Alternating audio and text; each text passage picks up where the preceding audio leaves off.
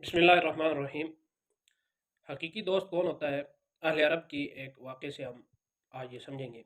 अहले अरब जब शादी ब्याह करते थे तो कदीम रिवाज के मुताबिक दावत की तकरीब में शामिल मेहमानों की तवाज़ो के लिए भुने हुए गोश्त के टुकड़े को रोटी के अंदर डालकर पेश किया करते थे।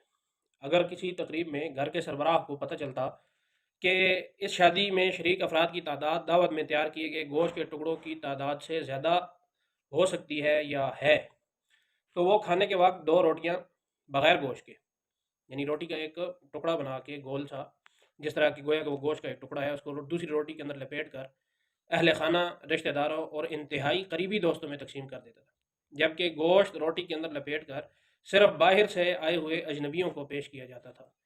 ऐसे ही एक बार एक गरीब शख्स के यहाँ शादी की तकरीब थी, जिसमें उस शख्स ने दावत के दिन एहतियातन बगैर गोश्त के रोटी और उसके अंदर रोटी गोश्त की तरह लपेट कर घर वालों को, रिश्तेदारों को और बहुत सारे करीबी काबिल भरोसा दोस्तों को भी खाने में पेश की, ताकि अजनबियों को खाने में रोटी के साथ गोश्त मिल सके और किसी भी किस्म की शर्मिंदगी से बचा जा सके। जिन्हें सिर्फ रोटी मिली थी तो उन्होंने उसे ऐसे खाना शुरू किया गोया कि इसके अंदर गोश्त मौजूद है। लेकिन एक इंतहाई करीबी रिश्तेदार ने घर के सरबराह को बुलाया और गुस्से से बुलंद आवाज़ में उससे कहा, या अब्दुल्ला, ये क्या मजाक है? ये तो रोटी गोश्त के बगैर है। मैं तो आज के दिन हरगिज़ ये नहीं खाऊंगा। तो गरीब शख्स ने इंतहाई तहमुल से उसकी बात सुनी और मुस्कुरा कर जवाब दिया कि अजनबियों का मुझ पर हक है कि मेरे दस्तरखान पर उन्हें हर हाल में गोश्त पेश किया जाए।